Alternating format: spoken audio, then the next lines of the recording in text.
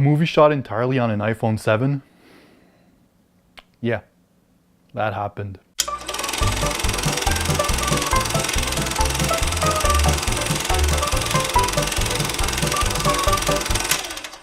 Unsane is the story of Sawyer Valentini, played by Claire Foy, who is involuntarily committed to a mental institution where she's confronted by her stalker. But is it all in her head? No, it's not. The flick's first screening was at the Berlin International Film Festival in February 2018. It was then released in the States the following month. The movie had a budget of approximately $1.5 million and grossed approximately $14 million worldwide. Unsane was directed by Steven Soderberg, who is known for movies such as Ocean's 11, 12, 13, Shay Part 1 and 2, Contagion, and also that movie that scarred, ruined, and destroyed my 10-year-old nephew's birthday, when it's not before the credits rolled that he realized that Magic Mike was not a story about magicians. Soderberg not only directed but also produced, was the cinematographer, and edited the flick. Unsane features Claire Foy, who has embodied Queen Elizabeth II in the TV series The Crown, as our protagonist. Our antagonist is played by Joshua Leonard, who started his acting career in the original Blair Witch Project. Matt Damon also makes a quick appearance as a security advisor. So what makes Unsane stand out?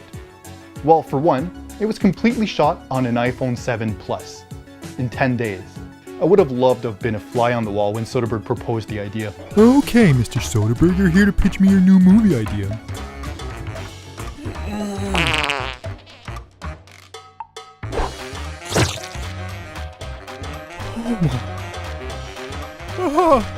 That's brilliant. Just brilliant. The cinematography was really interesting in this movie. The word interesting, though, is not meant in the best ways, unfortunately. Let's start with what worked. The artistic decision to use the phone as a tool to capture the movie made the audience feel as though they were watching a home movie, capturing the raw emotions the characters felt in a way that, film wouldn't be able to. The camera is always interestingly placed. There's just an abundance of amazing shots. I loved it. Also, Soderbergh, he made a good use of the POVs in a way that I haven't really seen in a while. It's obvious that lenses were used on the phone, like for example, a telephoto lens was used when the audience is seeing our protagonist through the eyes of the stalker from afar.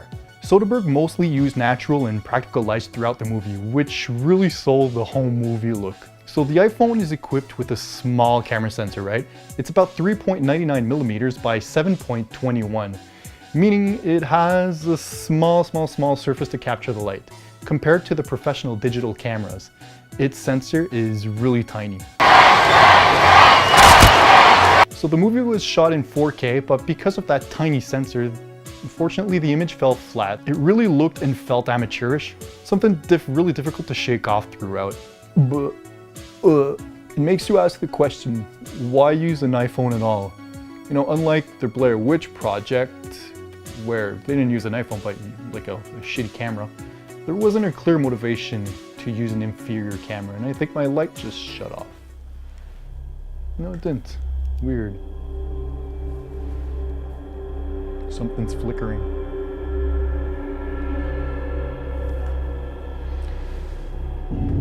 It makes you ask the question, why use an iPhone at all? Unlike the Blair Witch Project, there wasn't a clear motivation to use an inferior camera. Unsane was written by Jonathan Bernstein and James Greer. Coming into this movie, I thought that the unknown of Sawyer Valentini's mental state would have been more of a theme throughout, and would have kept the audience guessing. Is she sane? Is she insane? Is she unsane? Is everything happening in her head? Unfortunately, the viewers won't ask themselves these questions for very long. It wasn't that kind of movie at all, which they sold it that way. Everything is revealed and explained pretty quickly, losing the little suspense it had built. The writers had made a pretty bad job of making you love Sawyer Valentini, the protagonist, Claire Foy. She's poorly developed in my opinion, not a very likable character, and she makes questionable decisions that will leave you not really caring about her fate. David Strine, the stalker, is able to roam the halls of the ward, doing whatever he wants, like drugging, killing, kidnapping, without ever getting caught. It's lazy writing. Come the third act, the movie falls to pieces. Completely forgets what it had built and falls into a sad pit of cliches, making every move predictable and boring. Overall, the sound design was fine. No music was used. Apart from a few sequences here and there, it really set the creepy, unknown feel to the movie. Like, there's no soundtrack at all. One note, there was one scene towards the end.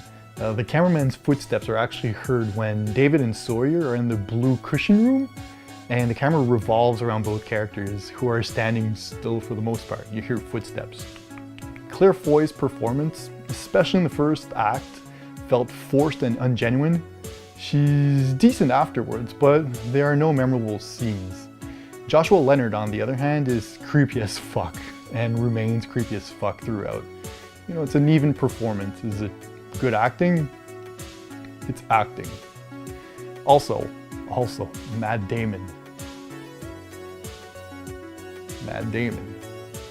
So in conclusion, it's a promising experimental film that falls short of being interesting. The story could have been acceptable, but in the end, it's just disappointing.